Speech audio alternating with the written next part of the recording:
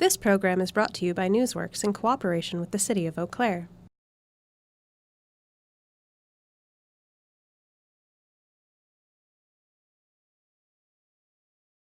This program is simulcast on WRFP-LP 101.9 FM. The Eau Claire City Council meeting is now in session. Please rise for the Pledge of Allegiance. I pledge allegiance to the flag of the United States of America and to the republic for which it stands, one nation, under God, indivisible, with liberty and justice for all. Madam City Clerk, please call the roll. Councilmember Anderson. Here. Beaton. Here. Benjamin. Here. Berge. Here. Christofferson. Here. Emmanuel. Gregert. Here. Klinkhammer. Lohr. Here. Weld. Here. Worthman. Here. Good evening and welcome to all of you that are joining us here this evening for our public discussion and public hearing. I want to welcome Troop 34. I see some Boy Scouts out there. It's great to have you here. So during its meeting on Mondays, the Eau Claire City Council conducts its public hearings, listening sessions, and public discussion where residents in our community are invited and encouraged to ask questions and weigh in on the important decisions we will be making at our legislative session either tomorrow at 4 p.m. in these chambers or in coming weeks and months ahead. We want to thank Valley Media Works. They will be recording our meeting this evening and then posting it on our website. We are still waiting on a piece of hardware to be programmed. So hopefully we'll get that soon so that we can be live streaming. I also want to, if you plan to address the council this evening, I will briefly review the protocol. Once an agenda item is introduced, staff will present on that item, and following that presentation, the council may have questions to clarify the issue. We will then open the item for public input. Once the item is open for comment, please come forward one at a time. When you approach, please begin by announcing your name and address, and then begin sharing your comments. We will welcome you to speak for 5 minutes. You will see 3 lights before you. The first light is green, which will illuminate when you begin speaking. It will then turn yellow when there is 1 minute remaining. When the light turns red and starts to blink, that indicates that you've reached your 5-minute limit, and I'll politely ask that you bring your statement to a close. Sometimes council members will have a follow-up question, so please give us a moment before leaving the podium and heading back to your seat. If you wish to speak on an item that is not listed on the agenda, you may do so during the public comment period at the end of the meeting. If you haven't done so yet, there is a sign-up sheet for the comment period on the table at the back of the room. Lastly, if you're not comfortable speaking at the podium, you can fill out a comment form at the table at the back of the room there, and those comments are then distributed to council members ahead of our legislative meeting tomorrow. As always, you can email or call council members outside of this meeting, and our contact information can be found on the website or on the sheets in the back. With that introduction, we'll get on to our first order of business. There are 3 items scheduled for a public hearing on tonight's agenda. Agenda item number 1 is a public hearing on an ordinance rezoning a property located on the east side of Jeffers Road, north of Jeffers Ridge, and south of Daisy Lane from R1A to R2P, and to adopt the general development plan for the twin home development. Good evening, Mr. Allen. Thank you, Council President Weld and members of the council. Again, before this evening is a request to rezone property located east of Jeffers Road, north of Jeffers Ridge. Current zoning is R1A, looking to rezone to R2P, and adopt the general development plan for twin homes as presented through the preliminary plat provided therein. It is item number 1 on the overview map. This is the map that was used by the Planning Commission last week at their meeting where this was first held. Here's a little bit more specific area map showing that's, again, north of the North Crossing, east of Jeffers Road, wedged in between 2 existing and currently under construction in some parts residential developments, and also immediately west of the Northwest Community Park. Here's an aerial photo just show a little bit more specifically the area in question. You can see where it does match up with the Northwest Community Park to the east. And here's a layout of the proposed development. The comprehensive plan does show this area as being proposed for medium and high density housing, of which this does fall within that realm, with the proposed R2P zoning being proposed for residential twin homes. The preliminary plat is included as the general development plan for the project. Combined parcels, again, there are multiple parcels associated with this proposal, equal approximately 21.3 acres. It shows 80 lots for twin homes, plus 2 outlots, as you see here, for stormwater management. There's also on the far east side, adjacent to outlot 1, between lots 10 and 11, there's a 15-foot wide pedestrian easement that's proposed to access the Northwest Community Park in the future. The reason for the P designation, the plan development, therefore a general development plan here as well, is that the plan development would allow for reduced setbacks to 25 feet in the front yard from the otherwise underlying zoning of 30 feet, and for the ability for decks and sunrooms to encroach 5 feet into the rear setback on certain lots and building designs. The project also proposes a homeowners association for common lawn and snow maintenance. Both the Waterways and Parks Commission and the Planning Commission reviewed this proposal and recommended its approval for you here this evening. I'll stand for any questions. Does council have any questions for Mr. Allen? Councilmember Gregor. Yeah, thank you, President Weld. Mr. Allen, the pedestrian easement on the east side of this proposed development, is that linking up with a specific trail that's currently arriving to that area from the park, or is it going to be a new trail access? Very good question. I might defer that to the applicant who is present here this evening. There's nothing currently in that immediate direct connection vicinity. As you see here, there's what's shown, as outlet 1 on the far east side is part of overhead power line easement as well. So it's really connecting into that and then giving an opportunity for future connections beyond that into the park itself. So just want to make that clear that the connection, as provided, does go into that outlet 1, which then again allows for some future connections actually within the park itself. But as it's currently situated, I don't believe it actually is connecting to any current trails. Councilmember Christopherson. Thank you, President Weld. Mr. Allen, I'm wondering on that easement during construction, is there any surfacing for that, any separation from the private property that would delineate that as being an easement? Also a very good question. I may defer to the applicant. As it is currently proposed, it's simply, again, with the general development plan, simply just the easement. So really just the paper access, as it were, and not a physical access. Any other questions for Mr. Allen? I haven't seen any. Thank you. Is the applicant here? Or is there anyone here from the public that wishes to speak to this agenda item?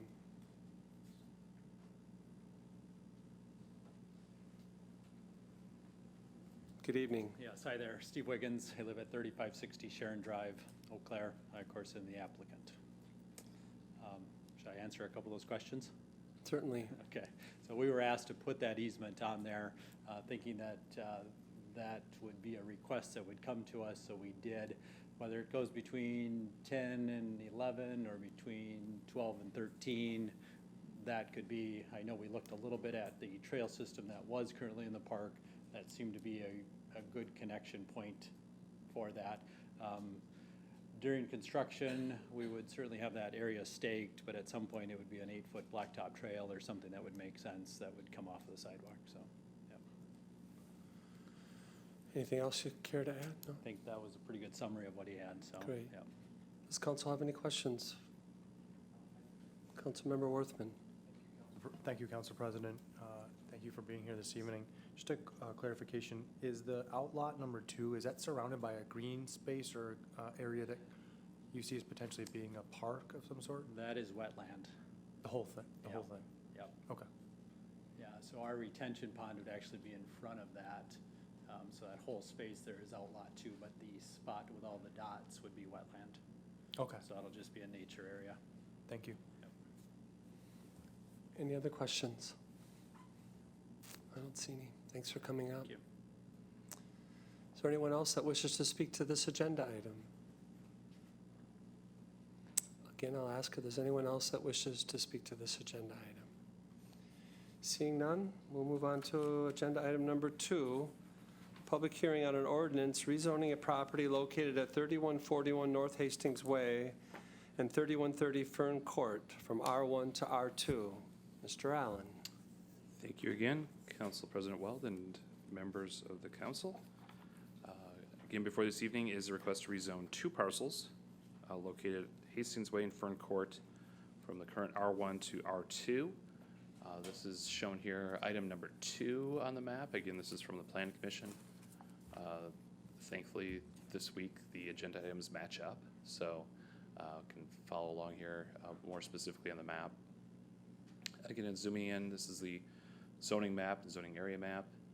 You can see Hastings Way in the north and the 2 hashed properties adjacent to that, and then also adjacent access from Fern Court to the south and east.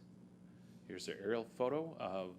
Even though this was taken last year, this is already a bit out of date. Immediately to the north and east of the proposed parcels is a duplex has been constructed as well through the similar process. So was some R1 zoning that was rezoned summer of last year to R2 to allow duplex construction, again accessing the North Hastings Way frontage road there. Here's a layout, just shows a little bit more specifically what the applicant is proposing. The purpose for rezoning both of the properties from R1 to R2, even though Lot 1, you can see an existing house. It's an existing single-family detached house. Because the property would be undersized for R1 zoning district, the applicant is proposing to rezone all of the properties in question. So as it stands, there's no intention to remove that house or replace it with a duplex, but simply to take the lot that's really adjacent to and has frontage along the North Hastings Way frontage road there and actually construct the duplexes in that area. And again, immediately to the north of this Lot 2, where it says Lot 2, there is a new duplex as well. So with that, again, the comprehensive plan also does identify this area for similar density housing. And with that, again, there are 2 separate but adjacent parcels here. Again, one remaining Lot 1, as you see there, existing single-family home. And then as you see, Lot 2 and 3 would be are parceled off for duplex lots. This was reviewed by the Plan Commission as well last week and is recommended for approval as well. I'll stand for any questions. Does council have any questions for Mr. Allen? I don't see any. Great, thank you. Thank you. Is there anyone here that wishes to speak to this agenda item? Again, I'll ask if there's anyone here that wishes to speak to this agenda item. Seeing none, we'll move on to agenda item number 3, a public hearing on an ordinance rezoning a property located west of Kane Road, south of Highway 312 and 12 from R2P to R3P, and to adopt a general development plan for multifamily development for apartment buildings. Plan Commission has postponed this action last week. Therefore, it is required that consideration be postponed until the Plan Commission consideration. Staff will not be presenting on this agenda item, nor is the applicant here tonight. But if someone did come specifically this evening to speak to this agenda item, you're certainly welcome to. We will have another public hearing, though, when this item does come back onto the agenda in the future, and you'll be welcome to speak then at that time as well. Is there anyone here that wishes to speak to that agenda item? Again, I'll ask if there's anyone here. Seeing none? All right, we'll close the public hearings and move on to public discussions. We have 2 items on the agenda. Agenda item number 1 under public discussions is an ordinance amending Chapter 10.38 of the Code of Ordinance of the City of Eau Claire entitled Alternate Side Parking. Good evening, Mr. Pippinger. Good evening, Council President Weld, members of City Council. Tonight, before you is a recommendation from staff to change the current alternate side parking ordinance.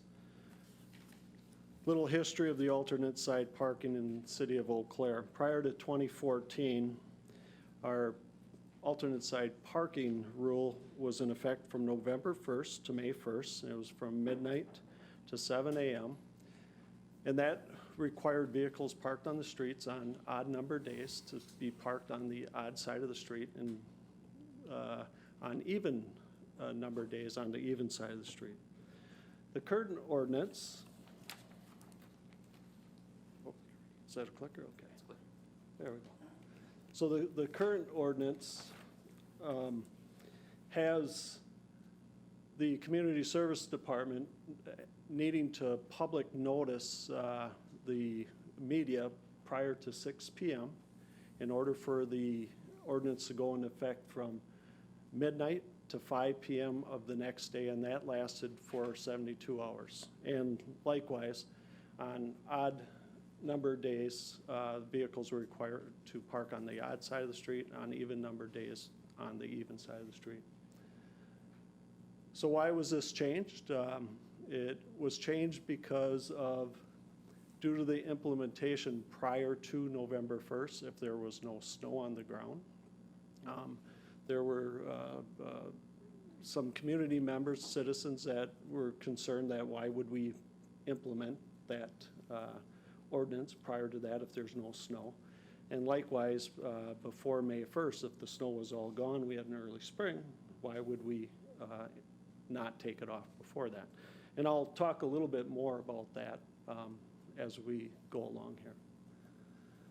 So the problem that we had, since implementation of the new rule, we cannot, when I say we, the Community Services Department, Street Division, we're not able to keep our streets widened for the safe use of the public, both for school buses, our emergency vehicles, and also our plows that get through the streets.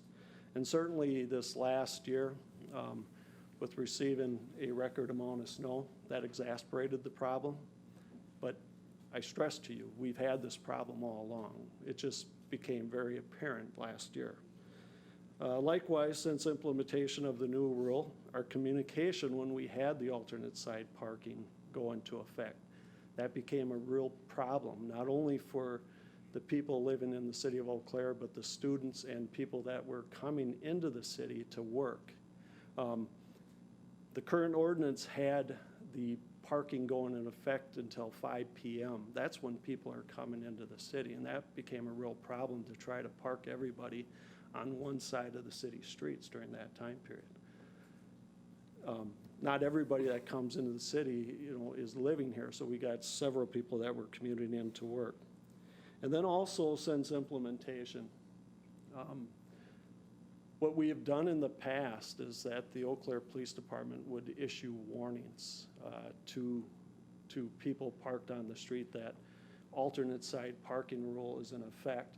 So we didn't go directly to issuing citations if there wasn't a big snow event that would require that. However, with the new ordinance, we had to go to citations and towing right away because it was such a small window that we were dealing with there to try to clean up the streets. And I'll talk a little bit more about some of the operational problems that we had, especially with driver fatigue. We have 350 miles of streets in the city of Eau Claire, and try to get that all plowed curb to curb in 72 hours. That's a task. So I'll talk about that a little bit. Some of the other communities, this is hard for you to see right now, but it's in your packet. We looked at some of the other communities around the state and what they did for alternate side parking. It ranged from no parking at all on the streets, and that was year-round, that's Appleton, to some communities that during the wintertime, no parking at all, or required that year-round parking odd even through even the summer months. But I think what is important here is the communities around us, Altoona, Menominee, Chippewa Falls. They have very similar type of ordinances that require alternate side parking during a given time, a set date, typically in the winter months, and then during a set time. Chippewa's is probably the most restrictive. They have an alternate side parking from 2 a.m. to 6 a.m., going from November 15th to March 31st, but it's only for a maximum of 30 minutes a night. So you can be there for 30 minutes. If you're there longer, you're going to get cited. So I mentioned before, we had a communication problem. Certainly that issue when we had, when we would implement the alternate side parking rule. The main complaint we received from people that were cited and or towed, which was worse yet, was that they did not know that the alternate side parking rule was in effect. So in 2018, we gathered all the stakeholders together, City of Eau Claire, Community Services, Police, Fire, and then also we brought in the University of Wisconsin-Eau Claire, Chippewa Valley Technical College, and we also brought our traffic engineer into the mix, and then we have our media specialists. And we said, okay, what do we need to do here to get this message out better so people know what's going on? And the decision was made at that time to use all forms of communication, from our normal media contacts through TV, radio, and newspaper, along with social media, Facebook, Twitter, and email. And also the UW-Eau Claire and Chippewa Valley Technical College said that they would use their ability to message out to their students every time that we implemented this, that they would get a message. And that was our hope that that would work. However, it didn't. And we got the same common complaint that we did before, that they did not know that the alternate side parking rule was in effect. Some of the operational problems that we saw, besides getting the streets plowed curb to curb, was in our fall and spring street sweeping. It's very important this time of year that we get the leaves out of the streets and out of the gutter lines, because if we don't, they freeze in place, they get over the catch basin, they plug them up, and then all of a sudden we've got some, in the springtime, we've got some serious problems with flooding in localized areas. Similar, in the springtime, we put considerable amount of sand on the streets. And we need to get that sand off the street so it doesn't go down into the storm sewer and out into the waterways. So those are important operational issues that we need to make sure that we're taking care of. And when we have such a limited time in putting the alternate side parking rule in effect, we don't have the streets cleared on both sides. We don't do an effective job. The other issue was rule extension. When we would extend the 72 hours into more than one alternate side parking rule. Again, we had problems with people saying, geez, I didn't hear the first time, but I certainly didn't hear the second time that it went into effect. So that became an issue. And then I mentioned this before, the Eau Claire Police Department being proactive in warning prior to issuing citations. That went a long way, and when I met with the University of Wisconsin-Eau Claire Student Senate, they told me that was one of the things that they really appreciated, that they got a warning before. And then I mentioned before our plow driver fatigue. During this last February, again, we think that's an unusual year, but some people think that that may not be an unusual year that we saw last year. And we had some drivers that worked 35 days straight behind that plow truck, with having at sometimes only, 8 to 12 hours off before they came into the next shift. So it's important for us to be able to take care of the widening of the streets on a timetable that would fit in our ability to give our drivers some rest. And then impact on some other operational efficiencies is that not only do we plow 350 miles of streets when we get into a plow operation, we're also responsible for 34 miles of trails that we take care of and maintain. And then we have a lot of sidewalks that we also shovel, and we make sure, well, we try not to shovel them. We have equipment that does it a little bit more efficiently. But we still have to have that. We require our community to make sure that they're clear within 24 hours. So we have to make sure that our sidewalks are clear within that time too. And then the towing impact, last year, it got to the point that we ran out of tow trucks to move vehicles on one side of the street where physically we couldn't even get one of our CSO vehicles down it, let alone trying to get a fire truck or a school bus down there. Looking at some of the citations and towing, I think the most we can get out of these graphs is that you can see on the citations written, we got some big spikes there. Those represent some pretty big snowfalls that we had. The larger spike that just happened in 2019 in February, I mean, that whole month was a snowfall. I mean, it seemed like it started on the 5th of February and it didn't end until the 28th. Likewise with citations and towing, you can see that level from 2015 through 18, that kept going up, and that's where I mentioned the problem where we don't have the ability to warn. We get into these snow events and where we have snow that we have to move vehicles, we're citing and we're towing now. In February alone, we had over 350 vehicles that we cited and towed away that had to be moved so we could get vehicles through the street.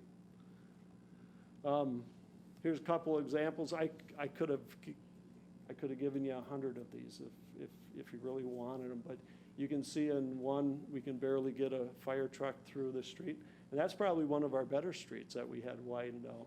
The other is that we had a school bus that had to back up, and we had several instances where school buses could not get through streets, and they let us know that they couldn't get through. And we had several complaints where people would come in the morning, get parked, and if they were stuck in the middle, they couldn't get out. They had to, typically they would call and say, I can't get out of here, and that may have prompted some towing to be done so they could get the vehicle out of that area. So the recommendation from staff, we're proposing to replace the current ordinance with a more consistent start and end date. In this case, we'd be looking at November 1st to May 1st, going back to what our previous ordinance was, with a time of alternate side parking to be from 7 a.m.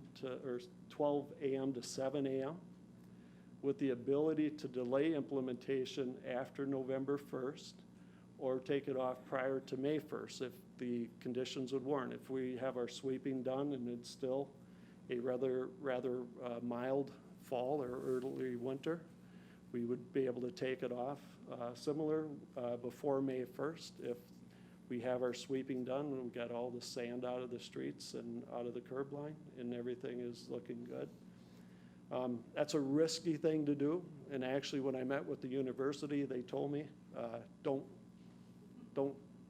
just go November 1 to May 1st, then we have that down. We don't have to worry about it. But it does give us with this ordinance, it does give us that ability if we feel confident that we're not going to see any issues there. And it also gives the Eau Claire Police Department time to message out warnings prior to issuing citations. And I think that's an important One, I think it's a very good community policing way to work with the public, but it also is a way to get the message out to people, so before they get a citation or towed, they should know about it. If you get a little piece of paper on your windshield, you'll know that, okay, I better start heating here. Then it also gives the street division time to do our fall sweeping and our spring sweeping to make sure we get the debris off the street so we don't have any problems. And then lastly, I'd like to explain that we did go out and garner support for this. We met with UW Eau Claire and got support from their administration and student senate. Met last week with the Historical Randall Park Neighborhood Association. They gave their support for the alternate side parking rule with some recommendations to possibly look at, one, they did talk about issuing warnings before we went to citations. That's something certainly that we would certainly support. And the other was looking at some alternate type of fee base with that. That's something that we would have to talk about in a different ordinance, because this ordinance doesn't cover that. We also got support from the Third Ward Neighborhood Association and our Community Service Department, Police Department, and Fire Department also support this change. With that, I'd be happy to answer any questions. Councilmember Worthman.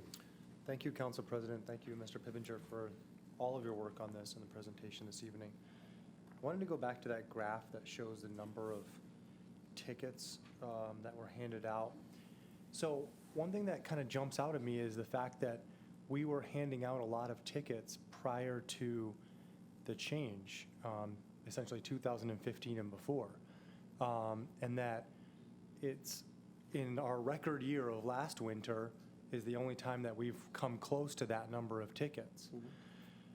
And I think I just wanted to kind of zero in on that, because one of the things that I'm wrestling with on this ordinance change is the fact that handing out tickets means that essentially brings up the question is, are we doing, if we go back to the old system, is that really going to work because of how many cars are still not following the rules of being on the right side?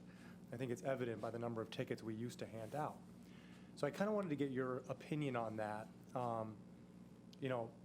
If you look at this graph, minus our record snow event, you would say the new system we put in place was actually working better in terms of making sure people were following the law.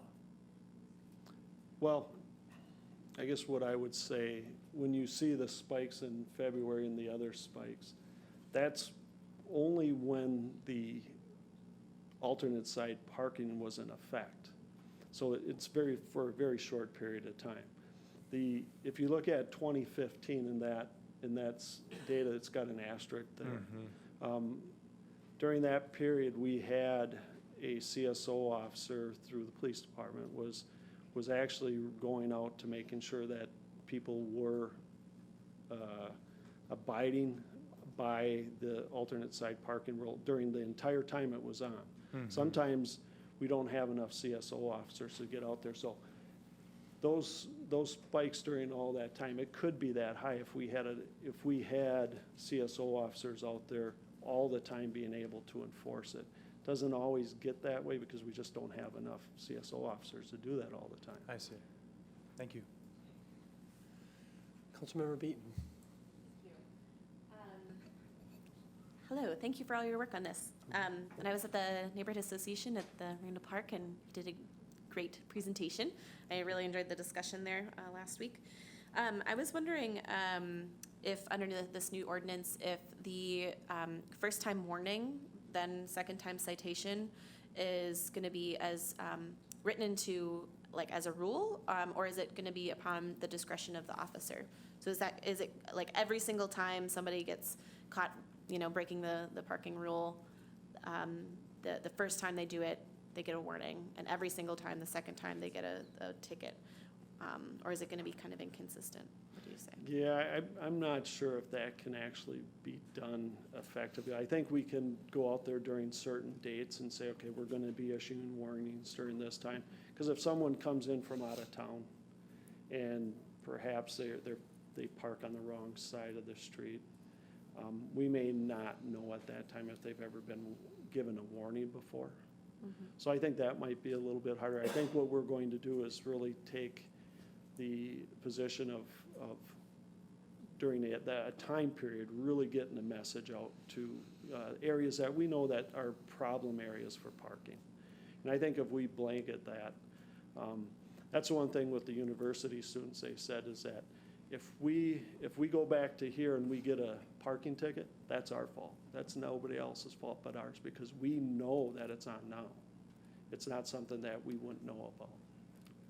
So I think what we'll do is look at a time period that we're going to say, okay, we're going to blanket this and get those warnings out to get the message out. Besides doing all the public, getting the word out with media releases and everything else, we'll make sure that we get that message out that way. Okay. And even in the past this last year, the media did a great job in getting the message out because I watched every newscast and it typically was the top story that they talked about was the alternate side parking. Okay. I might be interested in following up with staff over whether that's possible to know who's kind of received a first warning.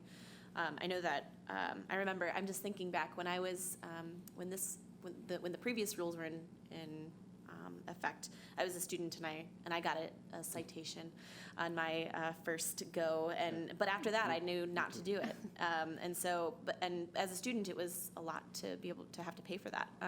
But to have that first warning, that kicked me in the gear, and I knew not to do that anymore. So I think I'll follow up with staff about that after. Yeah, and after the I meeting, can talk to Chief Staniszewski and see if that is something that is something we can Possible. work with. Yeah. Okay. Thank you. Councilmember Berge. Thank you, Council President. Thank you, Mr. Pippinger. I do have a few questions. One is the definition of full implementation, so giving out warnings before, is that before November 1st? So you're saying the police will give out, does that mean leading up to November 1st they'll give out warnings, or will it be after November 1st and they'll give out warnings? My understanding is that they get out there before November 1st, if in fact that we're going to implement it on that date. And I would expect, I'm looking now, we're getting into the second week of October, and there's still a lot of leaves on those trees. And I'm guessing we're not going to have those leaves come down until probably later in October, so we'll be out there sweeping. In fact, we just started our night sweeping. We're going to be going, well, we got 5, I think, actually next week we're going to start our night sweeping. So that will be 5 sweepers on the street for, until we can't do it anymore. Until the snow comes? Until snow. Okay. Yeah, I didn't want to say that yet. Oh, but, yeah. sorry. Yeah. I have Sure. another question. Let's see, look at my notes. Oh, you're saying also the ability to, well, so it sounds like we can delay it if this goes in and then lift it early as well. And then you said take it off. Does that mean so it's on for November, December, then take it off for January? Are you saying the ordinance allows for that? Or did you just mean delay it or take it off early? Well, I would be very cautious about Right. taking it off in January, February. But certainly if we get close to into April, we have our sweeping done and everything's melted. I mean, we've had springs like that before where the snow has been completely off the streets by, at the end of March. And, if we get out there and we get the sand off the streets and get everything cleaned up, and there could be a possibility that we do that. But I also remember many snowstorms in May, so. Yep, me too. Yep. Okay. Let's see.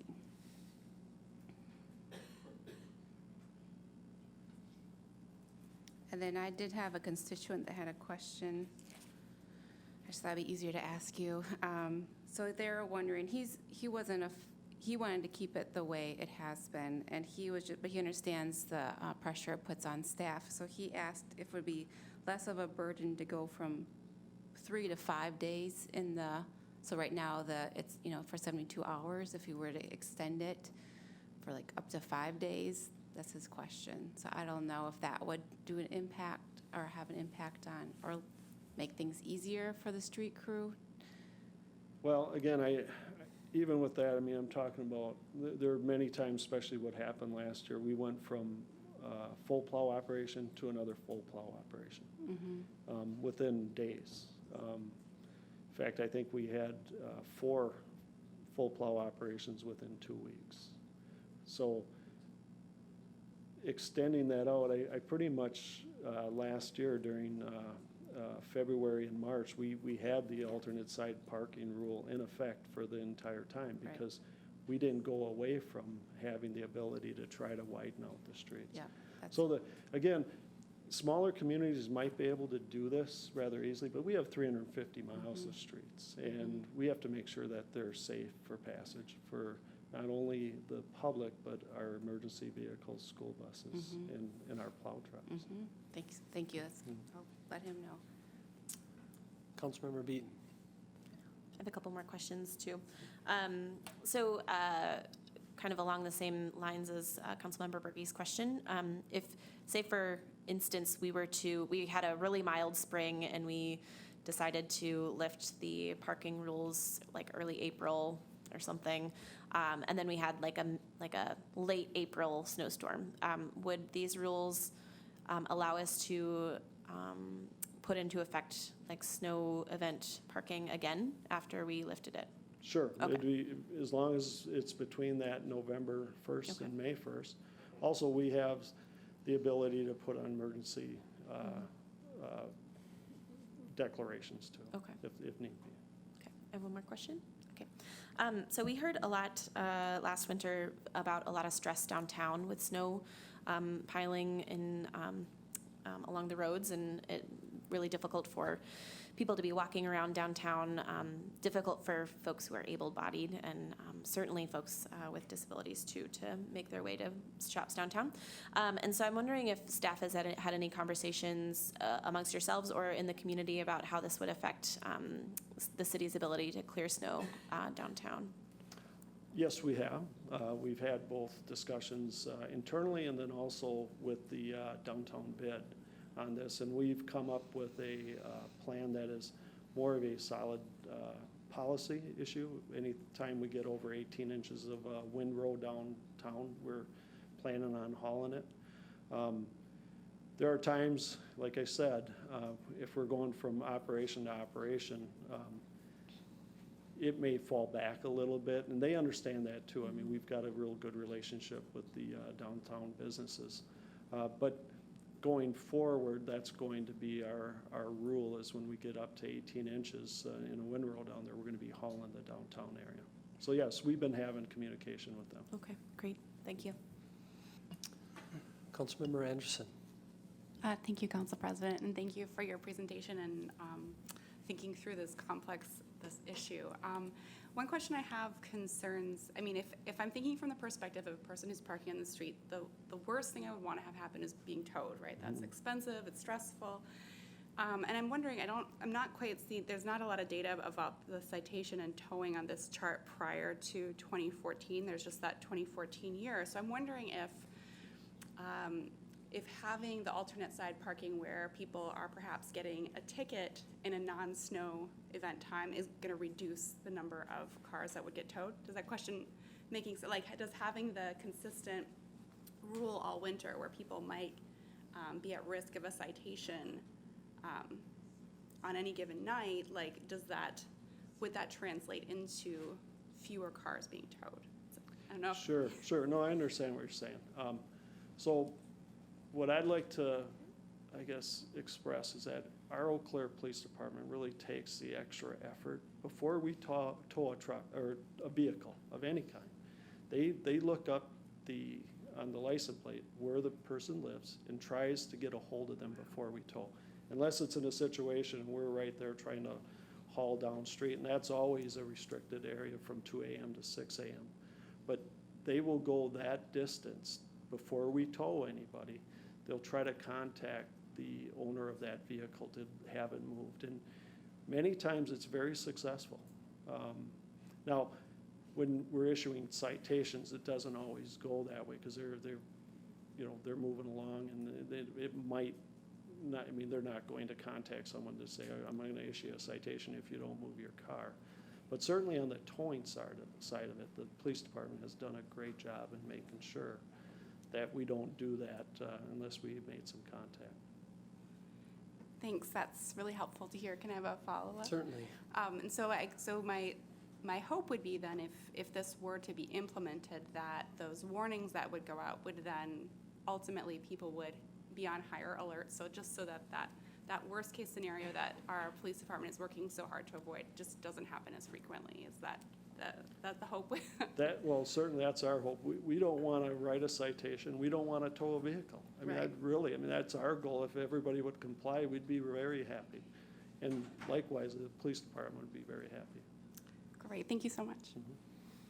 Councilmember Berge. Thank you, President. Council President, I just have one more, I think. Thank you for your patience. I also had another concern about this current, or going back to this ordinance, about, she was wondering about, and I was wondering if you heard anything from students, talking to students, but downtown, so if we go from, if you can only park on one side of the street, that will lessen the amount of areas to park. And so it would require students to walk further to get where they're going, and she was just wondering about the safety aspect of that, and if you heard any concerns from that when you were talking to students downtown, or about, having to park their car and then walking 3 blocks in the dark. So I don't know if you heard when you were talking to the university. No, that issue didn't come up. Certainly, we do have some areas that have no parking on the side of the street, that they're aware of those areas. But they also are aware that it's from 12 to 7 a.m., so they've got that time period from 7 a.m. to 5 p.m. that they can now park on areas that at one time, if it was the odd side of the street and it allowed parking, that they weren't able to park it during the current ordinance that we have. So now they say, well, that opens up some of those areas that we didn't have with the current ordinance. Councilmember Worthman. Thank you, Council President. Mr. Pittenger, I have a few questions just wanted to follow up on. One of the questions that came up at the Historic Randall Neighborhood Association, you may have heard it, was regarding whether, because one of the things they pointed out was the fairness around ticketing and the amount of tickets that are handed out, was whether during times when there was no snow, if it could be a warning, and if it was during snow, then it would be a ticket. That was one of the things that was suggested. Because as you know, the whole thing that arose around this was when there was no snow on the ground, people felt it was unfair that they were getting ticketed for not parking on the right side. So I just wanted to kind of ask you that, and maybe that's more of a ordinance question.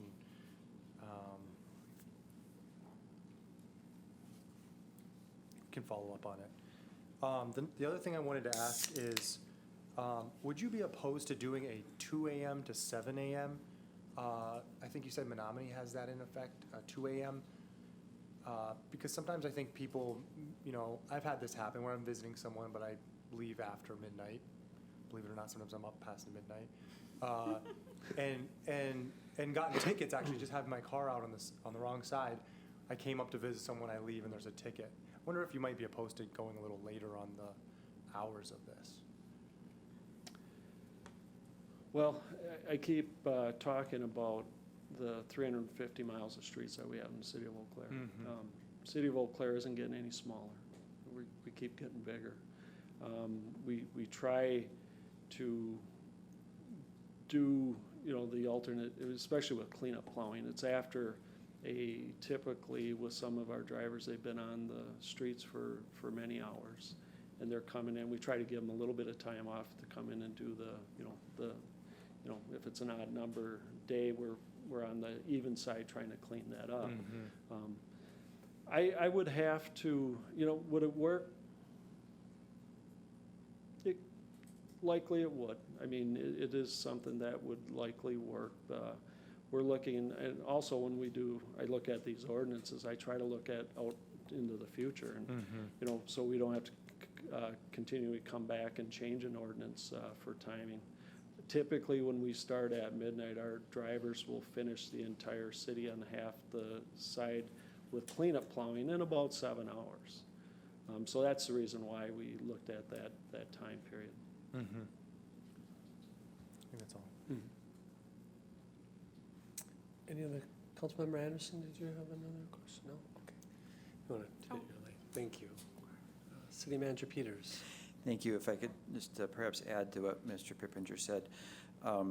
In terms of staffing, our normal workday starts at 8, and so there's some logistics in having people come in and start at midnight. So starting at midnight is a very logical time for us, and as Mr. Pippinger pointed out, many times for smaller snowfalls, we can get that done then before people go to work in the morning. And if we can't really get it going until 2, the difference between finishing up at 4 or 5, 6 in the morning versus 7 or 8 in the morning is significant to, the travel of people coming in and going to work. So that midnight time, gives us a better chance of having most of it cleared up when people actually get up. And the other aspect of that is nobody likes cleaning up a windrow, and you certainly don't like cleaning up a windrow after you've done a driveway. So people who get up early and plow and then they leave, if we come by later, and create the windrow, that is a less than desirable experience for the homeowner. So if we can have that done before they get up in the morning, that is good. The other to your question about warnings versus tickets. I guess I'd just add that it's at the discretion of the officers to decide when we do a warning and when we write a ticket. As Mr. Pippinger said, it's our goal and objective to have nobody in violation, and we understand the value of warnings, and we use those warnings when we can, depending on the the appropriate time and place to help educate. But as you can hopefully appreciate, we can't say exactly when we would use warnings and when we would use, the citation. But it is our goal to have compliance and give people an opportunity to learn and, and be able to come in compliance. Councilmember Worthman. That's helpful, and thank you for following up with that extra explanation. I just wanted to point out again, Mr. Pippinger, because I did some math just based on your graph here, that by my rough calculation, last year we saw 5,800 tickets, citations. In 2015, we saw about 8,000.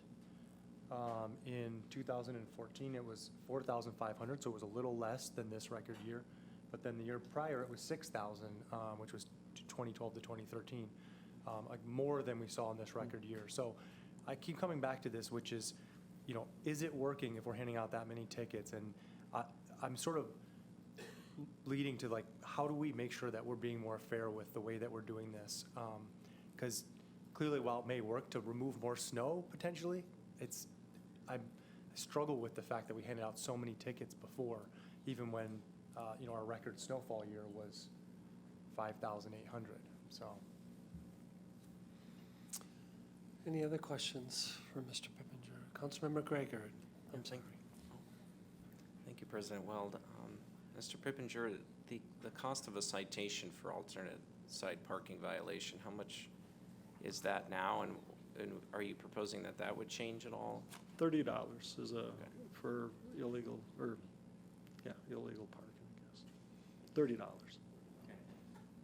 Councilmember Berge. Thank you. I lied when I said it was my last one. I have one more, which I remembered. But I was wondering if this flexibility that you have in this present, or this one that we're talking about, ordinance, about being able to start later or ending it earlier, was that in the previous ordinance? Or is that like the one part of 2014? I believe it gave us the ability to do that. Any other questions for Mr. Pippinger? Councilmember Worthman. this graph is a little depressing because you realize there's 6 months of. I know. Thanks for all your work on this, though. Any other questions? Thank you. All right. This is a public discussion. Is there anyone here that wishes to speak to this proposal? Again, I'll ask if there's anyone here that wishes to speak to this item. Seeing none, we'll close that item and move on to item number 2, a public discussion on an ordinance amending Table 9 of the Code of Ordinance of the City of Eau Claire entitled Parking During Specified Hours. Good evening, Mr. Solberg. Thank you. Good evening. No snow involved with this one. When we remodeled City Hall and moved back here, part of the remodel involved switching some of the parking spaces around and also switching staff within the City Hall to get them in the appropriate places. With the change of parking in the parking lot, there were a number of parking spaces that had been used by city staff, our surveyors when they're coming and going throughout the day, inspectors as they're coming and going throughout the day. Those were turned into ADA accessible parking spaces along the side of the building by the alley. And then the rest of the parking lot was reconfigured to try and add more parking space for residents as they come down and conduct business with the city. And then also there is staff parking as well. So the proposed change that we are requesting with this ordinance change is along the south side of City Hall. City Hall lies at 203 South Farwell Street. This is Farwell Street. Fire station is at 216. Currently, Grand Avenue is 2-hour parking on both sides of the street from 6 a.m. to 6 p.m., as is the majority of downtown. And what we are proposing is in essence, almost a loading zone, a 30-minute time limit instead of a 2-hour time limit on the side of Grand Avenue that's adjacent to City Hall from 7 a.m. to 5 p.m.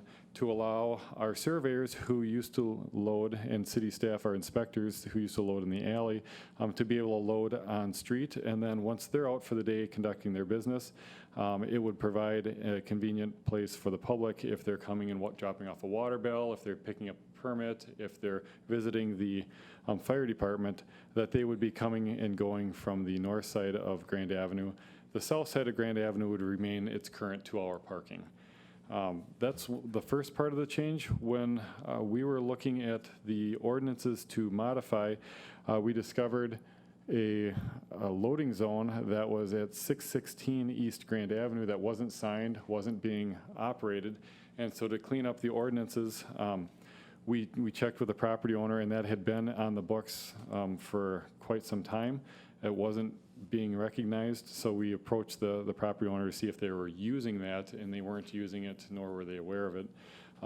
So we're just proposing to remove the loading zone out of the ordinance, so the ordinance matches how the street is signed and how it's practiced in the near past, which is no restrictions on parking in this area. That's not part of our 2-hour parking. So with that, I'll take any questions.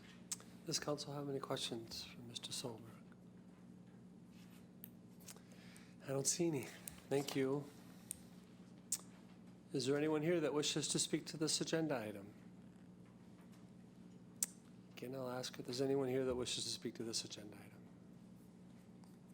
Seeing none, we'll close the public discussion and move on to our public comment period. If anyone wishes to speak during the public comment period and you haven't signed up yet, please do so, or let Ms. Merle know as she's walking up. Once everyone's had an opportunity to sign up, I'll call you up in order in which you signed in. Please state your name and the City of Eau Claire address. Public comment period is for those living or working in the city. Please note your thoughts or ideas should be regarding issues or concerns of citywide application. Please do not comment on issues that were on tonight's agenda, as council wants to and needs to hear those comments during noticed hearing or discussion. It appears that we do not have anyone that has signed up for the public commentary period, so is there anyone here that did not get a chance to sign up? Seeing none, we will close the public portion of this council meeting. And again, want to thank everyone here for joining us here in Chambers. And again, thank you to Troop 34 And I would like to make a motion to go into closed session. So on a motion by Councilmember Berge and seconded by Councilmember Lohr, City Council may go into closed session to discuss and seek direction regarding the disposition of the Sioux Line steam locomotive 2719, which is permitted in closed session pursuant to Section 19.85 of the Wisconsin statutes. Does council have any discussion in regards to going into closed session? Seeing none, City Clerk, please call the roll. Councilmember Anderson. Here. Beaton. Aye. Benjamin. Aye. Berge. Aye. Christopherson. Aye. Greigert. Aye. Lohr. Aye. Weld. Aye. Worthman. We will now adjourn into closed session. Good night and thanks again for coming. The Eau Claire City Council meeting will return in a moment. The Eau Claire City Council meeting will now come to order. Please rise for the Pledge of Allegiance. I pledge allegiance to the flag of the United States of America and to the republic for which it stands, one nation, under God, indivisible, with liberty and justice for all. Madam City Clerk, please call the roll. Councilmember Anderson. Here. Beaton. Here. Benjamin. Berge. Here. Christopherson. Here? Emmanuel. Here. Greigert. Here. Lohr. Here. Klinkhammer. Weld. Here. Worthman. Here. Good afternoon and welcome, and thank you for joining us here for our legislative session of the Eau Claire City Council. During its legislative session, the council deliberates and takes action on the agenda items before us today. City staff and council members have spent a great deal of time preparing for this meeting. Thank you to the residents that joined us last night and for your comments and thoughts during our public hearings, and also those that reached out to us today. Thank you to Valley Media Works for recording. That'll be posted shortly after our meeting. Again, if you weren't here last night, we're still waiting on a few more components to be programmed for us to allow it to be streamed. So hopefully we'll have that resolved very soon. We have a full agenda, so we will get started. First item of business is the consent agenda. As a note to those of you joining us this evening that are on the consent agenda, just know that when we do vote, we'll take one vote, and all the items included in that consent agenda will be approved or not. So, do council members have any questions regarding the consent agenda or anything you wish to pull? Seeing none, then on a motion by Councilmember Berge and seconded by Councilmember Lohr, the consent agenda is moved. Any discussion? City Clerk, please call the roll. Councilmember Anderson. Aye. Beaton. Aye. Berge. Aye. Christopherson. Aye. Emmanuel. Aye. Greigert. Aye. Lohr. Aye. Weld. Aye. Worthman. Aye. The consent agenda is passed. We have a couple of proclamations today. The first is recognizing White Cane Awareness Day, and then also we have Fire Prevention Week. So if I could have Mr. Sippel join me up at the podium.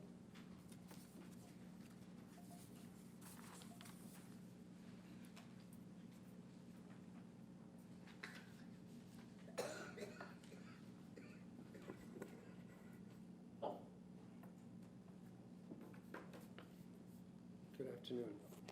I'm going to just share the proclamation with you, and then we can give you a chance to say a few words, if that's okay. Yes. All right.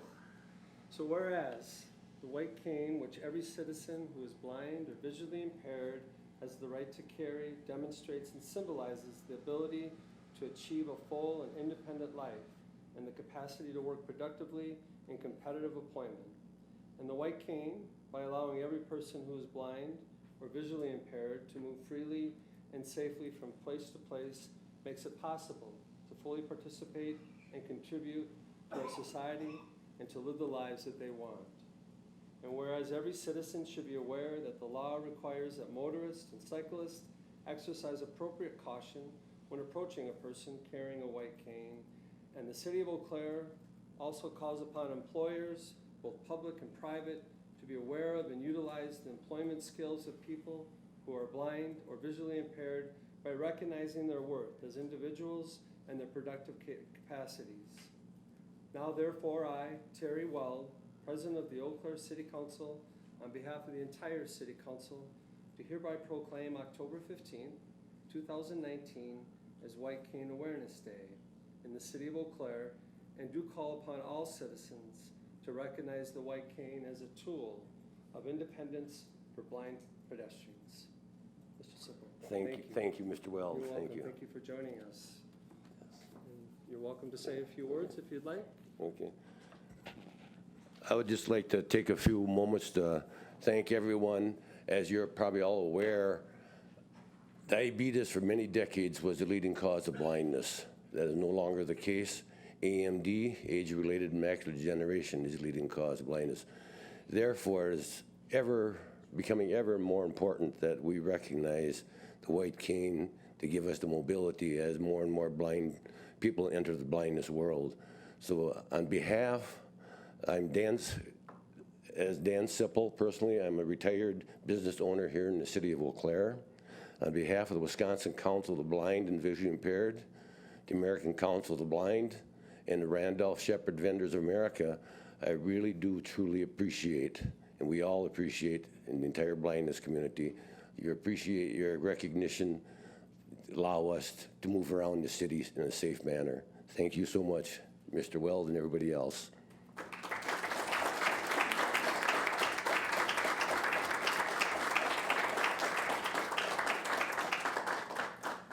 I could have Deputy Chief Bertrand and Inspector Polges and Inspector Connect join me up at the podium.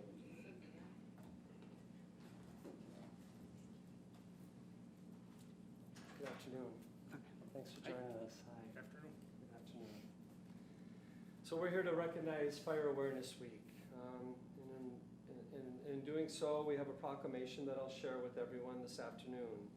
Whereas the City of Eau Claire is committed to ensuring the safety and security of all those living in and visiting our city.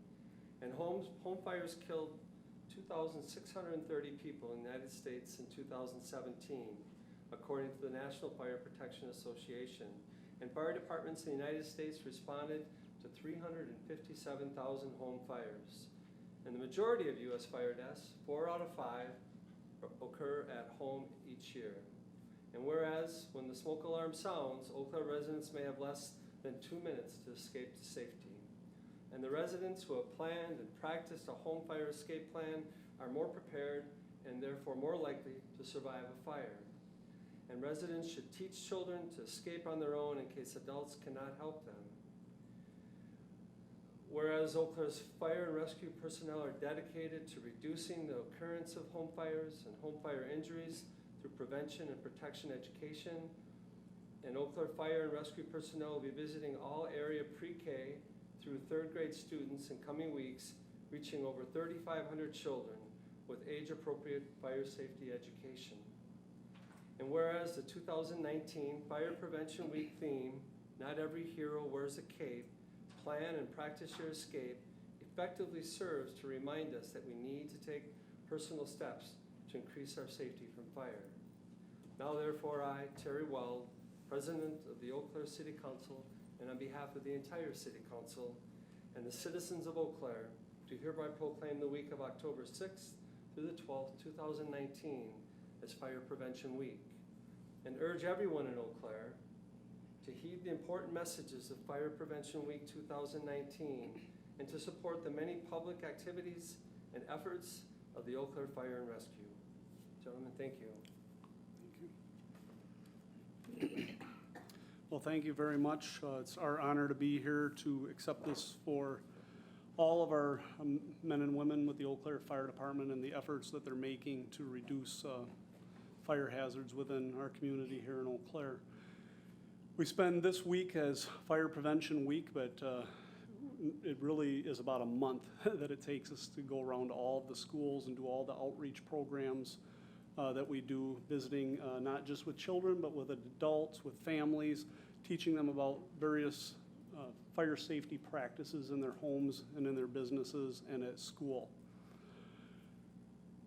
Although we're focusing on fire prevention right now, it's really a small portion of what we do with community risk reduction.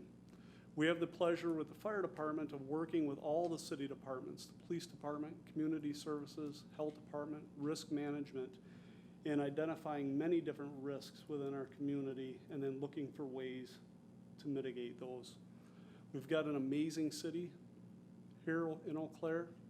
It's great to live in, work in, and for people to visit, and it's our honor to be a part of making that healthy and safe for all of our people. So thank you very much for your support.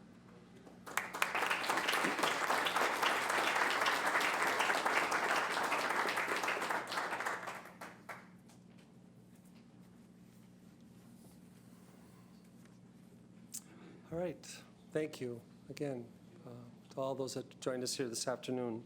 We'll get right to work on our business agenda, beginning with agenda item number 11, which is a resolution authorizing the Energy Future Collaboration Memorandum of Understanding, which was postponed from our September 24th meeting. Mr. Noel, did you have any additional information? Does council have any questions for Mr. Noel? Councilmember Gregor. Yeah, thank you, President Weld. I guess I would have a few questions, but potentially here. And I guess it could be either an Excel representative or Mr. Noel could answer them, but I did want to first thank the council for extra time on this so that I could examine it a bit more and get some thoughts from other people in the community and also some experts around the state, and even heard from a council member in Denver, which a city that has a similar MOU, to kind of get their take on it, and it was very positively reviewed. So I guess one of the details, Mr. Noel, is the suggestion that there would be 2 meetings a year for the parties to meet, the city and Xcel Energy. And I guess how do you feel like that? I guess how did you come to 2 meetings versus maybe more meetings than that? And I guess it doesn't preclude the city and Xcel from meeting more often, but I guess I wanted to get your perspective on. Right. timing. Yeah. Thank you for the question. Yeah, that is basically a bare minimum type situation, depending on what the projects might bear out in a work plan. So it's probably more likely that we'll have more meetings than 2, but it just sets forward basic expectations of what this might look like to implement. Okay. I guess a follow-up question. Certainly. There's a section about there being a decision maker for each party that that participates in kind of in kind of formulating that work plan. And I understand that there's also kind of a way for, the city's processes or the Xcel's decision-making process to play out outside of those decision makers. Could you maybe describe what you see that looking like, and whether you see some things going in front of city council like the work plan, or going in front of sustainability advisory committee, the types of things you see occurring outside of that single individual statement in here. It's under 4.2. Yeah. The single point of individual, in most cases, is going to be the point of contact within each organization. So most likely when it would come to these issues, it'd be me.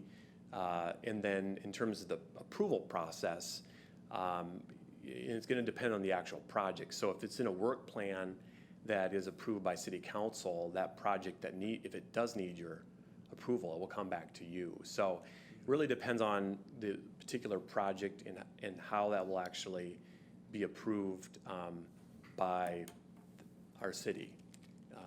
Most likely, if it's a program or something like that that requires some funding, that might be your approval ultimately. So the actual pathway is hard to describe when we don't actually have the work plan completed, but you will see that most likely through the Sustainability Advisory Committee's work plan. We would naturally just fit that into their work plan.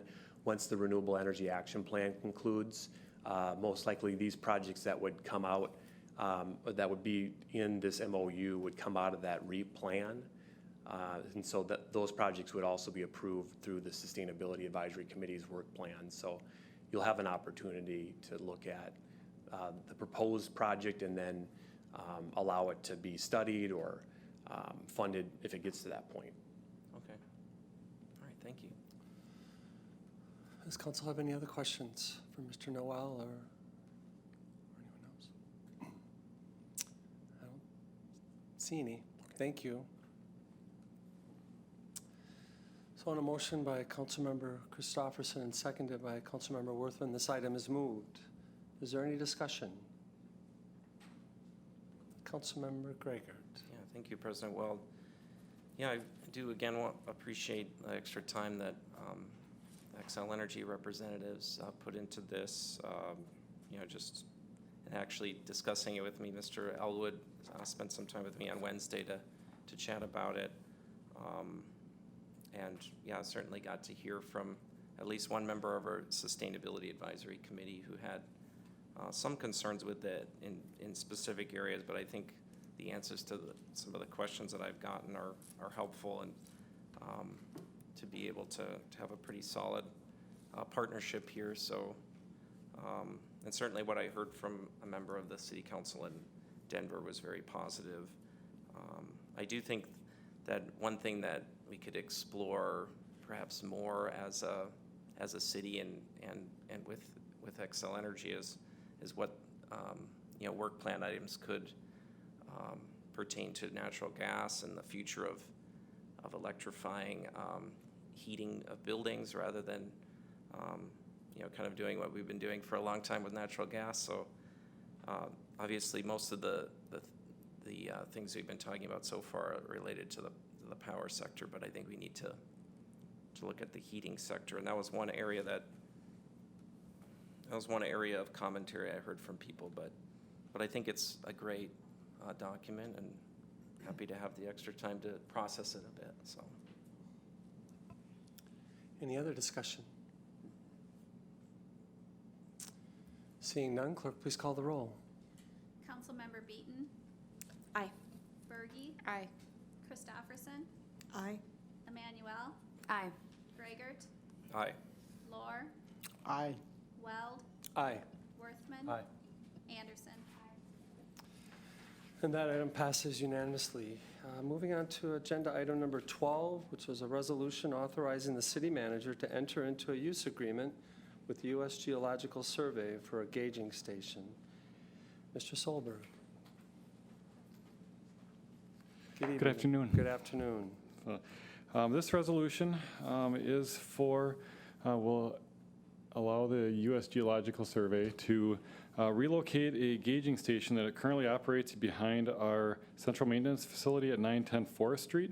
What a gauging station does is it measures the height of the Chippewa River, and at its current location where it's out of sight of law enforcement and a lot of people, it's been vandalized. So they have requested, the USGS has requested to move it at a spot on the Chippewa River that is still upstream from where the Eau Claire River comes into the Chippewa River, but at a location that is out of sight of where there's a lot of direct activity, but still within vision's distance.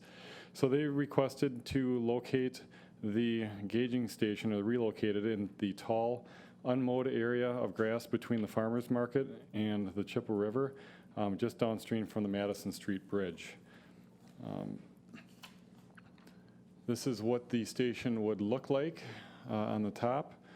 This is how it operates. It has a small tube that goes through the ground into the river to measure the height, and then it would have a antenna for the satellite relay of the flood information.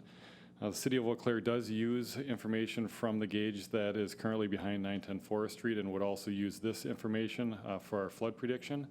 There is no cost to the city for this, and the use agreement would be revocable by each side with 30 days' notice if there would be a problem in the future.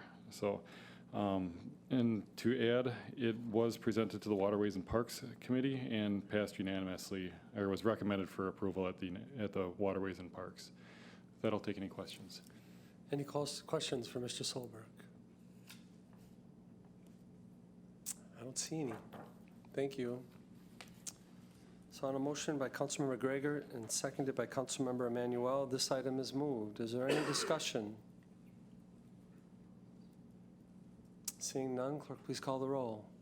Councilmember Berge, Aye. Christopherson, Aye. Emmanuel, Aye. Gregert, Aye. Lohr, Aye. Weld, Aye. Worthman, Anderson, Aye. Beaton.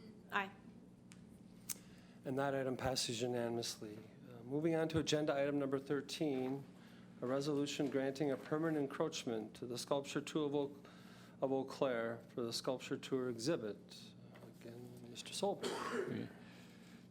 So this is one of the items that adds some fun to the engineering department, helping with the sculpture tour.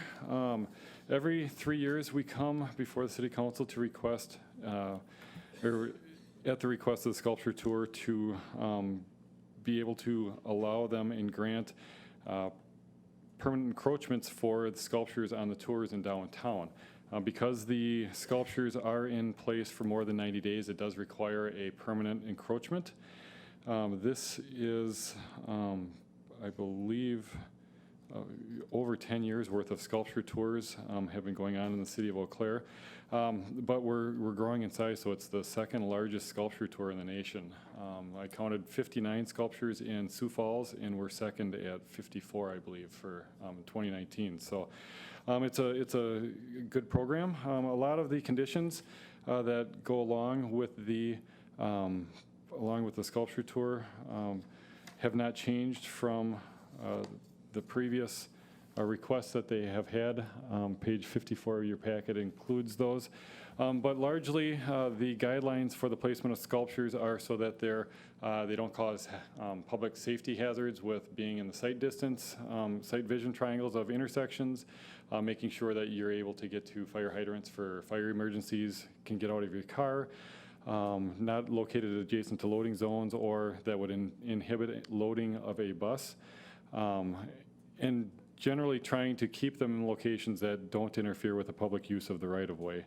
The final location of all of the sculptures are worked out with the bids and the business owners along those routes prior to the placement of the bases. And I would like to say it's a good collaboration between our community services department, who helps assist with placing the bases out there.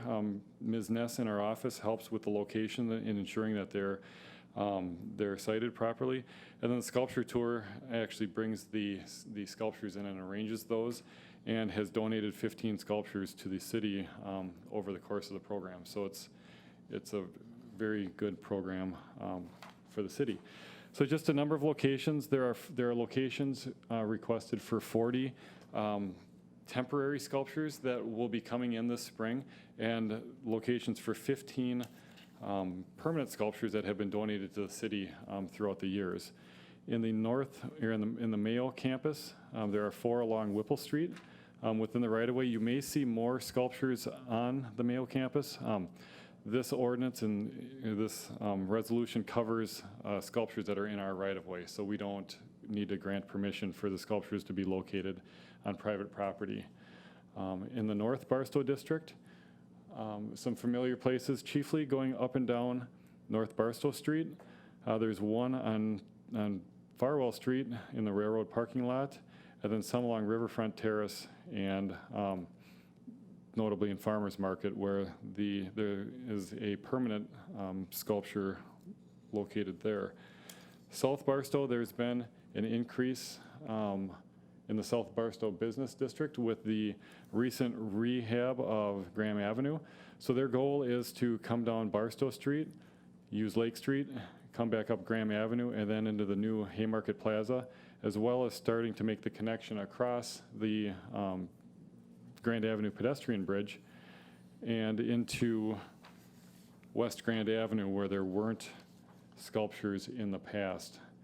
When West Grand Plaza is redone, starting later this year and then finishing next year, there will be locations in West Grand Plaza. This is the Baroque sculpture right there. And then West Grand was done this summer, and there were no sculptures this year on West Grand because of construction, but next year they hope to return to West Grand. And then last but not least, Water Street has a significant number of sculpture bases, with the addition of some locations starting to go up First Avenue. So a total of 55 possible spaces for sculptures. There likely won't be one on every single spot, but in the recent years there have been over 50 in Eau Claire. So it's a good program. I know with some of my peers it's brought up throughout Wisconsin and throughout the country. So we urge granting the resolution to allow us to give them permission to be at these locations. That'll take any questions. Thank you, Mr. Solberg. Any questions from council? Councilmember Christopherson. Thank you, President Welt. Mr. Solberg, this may not actually be in your bailiwick, but I had two questions that came to my mind. One would be, when they show these possible sites, which are just so exciting, this is a wonderful tourist opportunity for Eau Claire. Does that mean that these would be alternative sites, or are the black ones definitely going to be cited, and then the blue ones would be all additions? So the black ones are locations that have had bases in the past. The blue are new ones that could be coming in this year with the number of sculptures. And it's my understanding that they don't know for sure that it's going to be 53 or 54. It'll depend upon when they go and select the sculptures. But all of these, whether they're black or they're blue, some of the black have permanent statues on, like at the library and in Phoenix Park. When they arrive, we're a little bit earlier than we usually present this because they wanted to make sure that they knew these spaces, and then they would try to match up some of the sculptures with the spots. And then the businesses, they work with the businesses and the bids also to get that, I guess, the perfect fit for that. And then, we show a spot here, but we still adjust it, working with the business owners a couple of feet this way, or, or if it has to slide down, a half a property or so. So these are meant to be representative, and then the final location is in compliance with the guidelines that are spelled out in here. Okay. So. But what I'm hearing you say is that the black ones definitely will have a sculpture located. I would say it has a high likelihood. I wouldn't say 100% until they're all in and actually loaded onto the spots. So. Then may I have a follow-up? Certainly. I haven't heard of incidents of vandalism for quite some time. So I'm thinking that we're really doing quite well in that. Could you recap for me how we're doing as far as the... So when I talked with Ms. Ness earlier today, our vandalism rates are down on the sculptures, and also we don't put cameras out specifically to find a spot, but the locations for the sculpture bases are chosen around where we have existing public space cameras, so we think that's helping as well. But there has been a decrease in the number of incidents of vandalism over the last few years. So. Thank you, Mr. Solberg. Thank you, Councilmember Christopherson. Any other questions? Seeing none, thank you.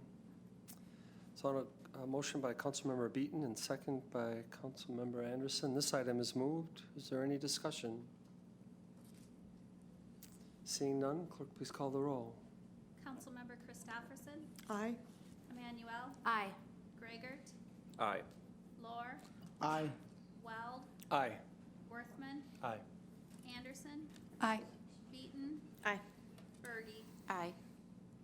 And that item passes unanimously. We are moving on to agenda item number 14, a resolution approving appointments and reappointments to various boards, commissions, and committees.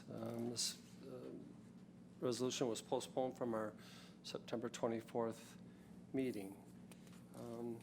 I will share with you those that are being nominated.